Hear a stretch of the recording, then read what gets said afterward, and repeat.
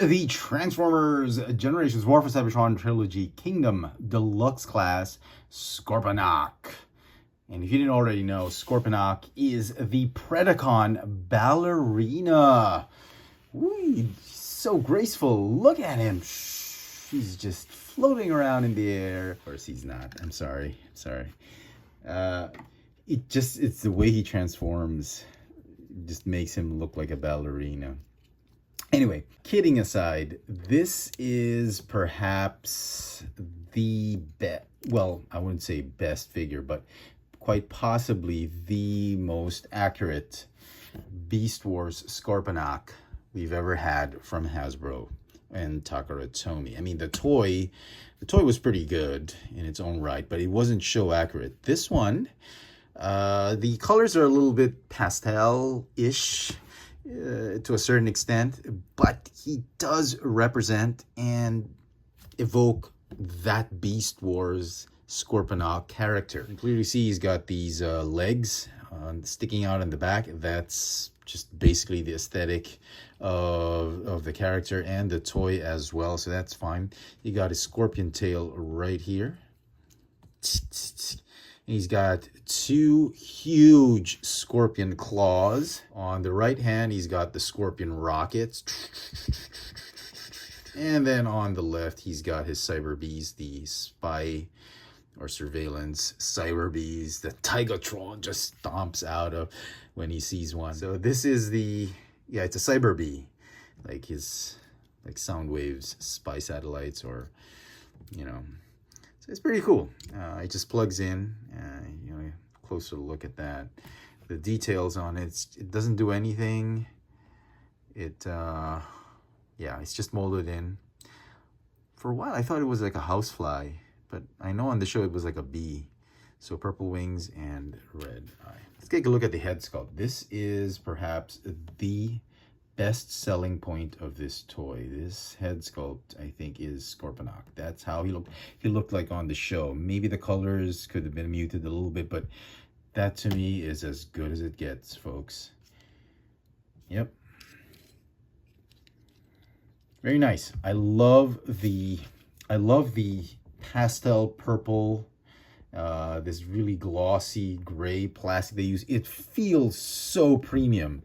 Every aspect of the figure looks so premium except the legs. The legs are made of these knockoff plastic. Like if you ever saw Transformers in the flea market, those cheap knockoffs, it would be made of this kind of plastic.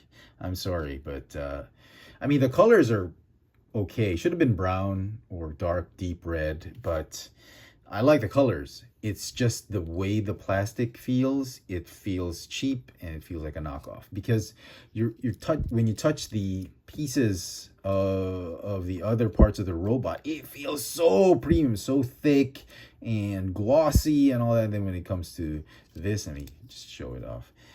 Yeah, it's the cheapest plastic that Hasbro could find. They use it on the legs. So articulation for the figure, the neck is on a ball joint. You go up and down, rotate 360. He's got a waist swivel, a little bit hindered because it's hindered because of this piece right here blocking the hips, but you can get him in some serious poses. The shoulders you go in and out, forward and backward. It's got let me see if it's got a bicep. Yeah, it's got a bicep swivel, hinge elbow, and the claws can do the chomp, chomp, chomp, chomp. The hips, you can do the splits, and then do forward and backward, thigh swivel, hinge knees, more than 90 degrees. That's pretty cool because of transformation. The ankles, they do have the rocker pivot, as well as forward and backward because of transformation. So aesthetic, colors, just great. Overall, a wonderful, wonderful sculpt of the Beast Wars Scorponok. And for some size comparisons, here is Scorponok with some of the other War for Cybertron Trilogy figures. He is a little on the short side. Black Arachnia is not a very tall figure, and he is about a centimeter shorter than Black Arachnia. He's not too short as, say, the Cliff Jumper, and Bumblebee mold. So he's not entirely a small deluxe figure. Here he is with Rat Trap. Rat Trap is the Scout class, the Core class, Legends scaled figure. So he's in good proportion with Black, I think, at least with Rat Trap, and to a certain extent, Black Arachnia. On the show, I actually thought he was about the same height as Black Arachnia, if not a little bit taller. I don't know why Hasbro chose this kind of scale for Scorponok. I don't know if they had a budget on the plastic and they used all the plastic on the legs and the tail, and that's why they couldn't give him too much plastic just to increase the size. I would have at least expected him to be the size of Black Arachnia. I think it would have been too much to ask if they made him into a Voyager class figure, because in the old toy line, I think he was just a deluxe class figure. So I'm not super disappointed because he is still taller than the Bumblebee mold, but I'm a little bit disappointed that he is a little on the short side, and I think he should have been as tall as Black Arachnia, if not a little bit taller. So that's a little negative aspect about this figure. And now for the dreaded transformation. Transformation is a bit tricky for this figure. I will do my best to show it to you guys as humanly possible, as painlessly humanly possible as I can, because it's a little unconventional, but let's see how it goes. Okay, so the first thing you want to do, you want to do the arms. Let's just fold it up this way, save you the trouble. Fold up this way and this way. That's the position it's going to end up in beast mode. Okay, then what you want to do is unfold the tail, and then this part right here, the back part, you want to fold it out just a little bit like that. Okay, and then the chest cavity, you're going to open it up like this, and then you're going to want to untab right here from the rear end of his buttocks. Yeah, his rear end. You got to unplug it like this. Oh my god, those are mini pegs of doom. I cringe every time I do that. I feel like I'm gonna break it because they're so tiny. Okay, that's what you want to do. Okay, and then once you've done, go ahead and just unfold the head, if you can reach it.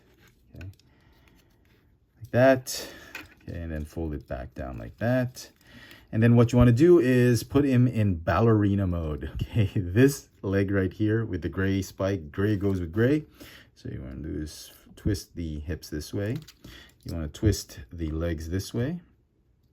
Okay, and then fold the toes like that. And then what you want to do is on this side, do the same, but in the same direction as the other leg. So it's like a ballerina. Okay, and then that tab right there, you're going to tab that heel spur right there. Okay, and one of the legs, well, the right leg is going to go right here in the chest cavity. The neck is going to fold a little bit down like that. The other leg, I guess the left leg, is going to fit into the tail and fill out this whole cavity and the tail. And then that spike right there, you see that hole right there? You're supposed to shove that in right there. Okay, should be very easy. All right. If you're having trouble, then there's something wrong with the transformation of the legs. And okay, and then this other foot just stays like this. Okay, it doesn't tab in anywhere as far as I know. The instructions just tell you to do that, and okay, that's it.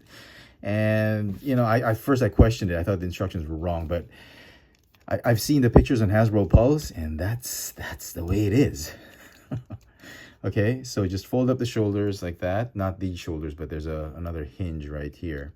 And then go ahead and fold out the arms this way and this way. Okay, and that's that. That's essentially the body of the Scorpion. The Scorpion mode, yeah, it's more or less done. All you got to do is unfurl the legs, the insect legs or the arachnid legs.